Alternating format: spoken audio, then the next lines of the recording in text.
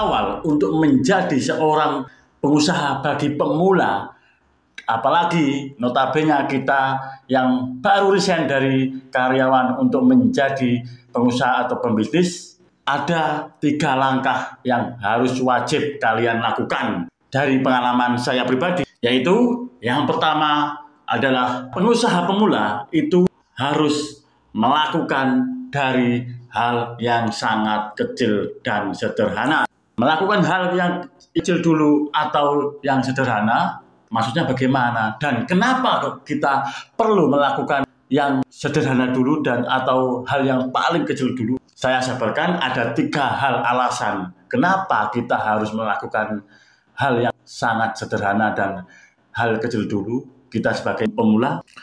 Alasannya yang pertama adalah untuk menjaga mental kita, teman-teman ya.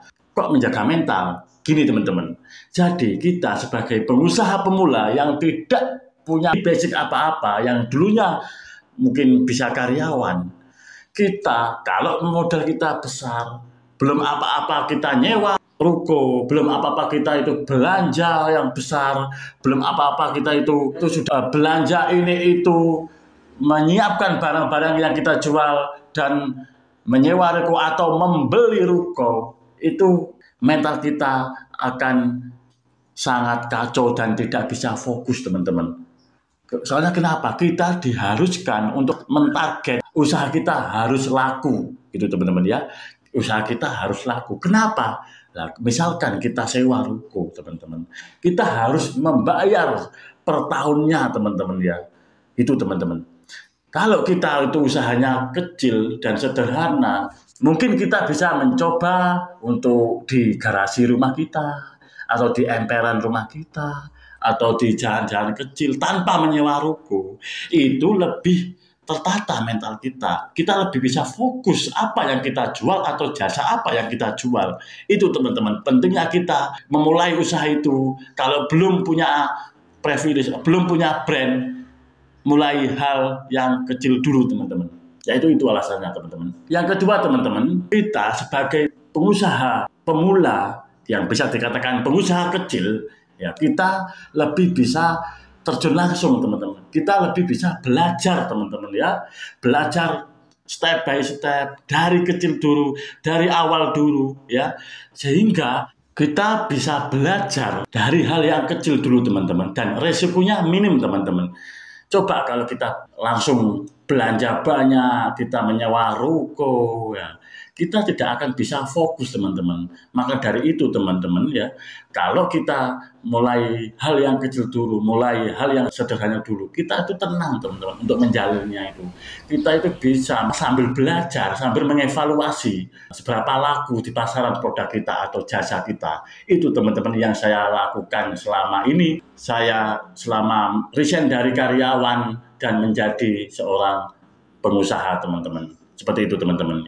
Terus alasan yang ketiga teman-teman, menjaga risiko kerugian yang tinggi teman-teman ya. Kenapa kok harus dijaga? Gini teman-teman, namanya kita pembisnis pemula, namanya kita pengusaha pemula.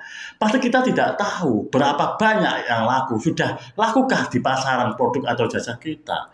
Kalau kita itu langsung terjun mengeluarkan uang banyak teman-teman, risiko kerugian kita itu sangat besar. Kenapa kok sangat besar ya? Kita masih belajar teman-teman. Kita masih pengusaha pemula. Masih banyak evaluasi, masih banyak kita itu belajar memperbaiki produk kita. Dan trial and error-nya itu bagaimana? Kita harus belajar dulu teman-teman. Itu teman-teman ya, menjaga risiko yang besar teman-teman. Kalau seandainya kita masih membuat produk yang kecil-kecilan atau jualan di garasi rumah kita, itu kan risikonya kecil teman-teman ya. Ya meskipun katakanlah belum laku atau meskipun katakanlah itu laku sedikit, tapi kita tidak punya tanggungan untuk membayar tempat atau sewa tersebut. Dan teman-teman pasti banyak mendengar cerita ya, yang pendiri Facebook itu juga berawal dari garasi teman-teman. Ya itu mungkin tidak mengada-ngada, itu memang kenyataan teman-teman. Soalnya apa? Ya seadanya ada dulu lah gitu loh. Soalnya kita belum tahu usaha kita ini sampai kemana gitu loh teman-teman. Belum lagi kalau udah besar harus mengurus izin dan lain-lain gitu loh. Usaha atau produk jasa kita itu izinnya sampai berapa kita juga belum tahu. Jadi banyak hal yang harus kita siapkan teman-teman gitu loh teman-teman. Jadi menurut saya tekankan kalau kalian teman-teman mau usaha dan mau menjadi pembisnis pemula, mulailah dari hal yang kecil dulu dan mulailah dari hal yang sederhana dulu dan mulailah dari hal yang teman-teman bisa teman-teman. Jangan terlalu banyak berpikir teman-teman ya, nanti tidak jalan. Gitu loh teman. Soalnya saya sudah melakukan sendiri teman-teman. Saya tidak omong kosong.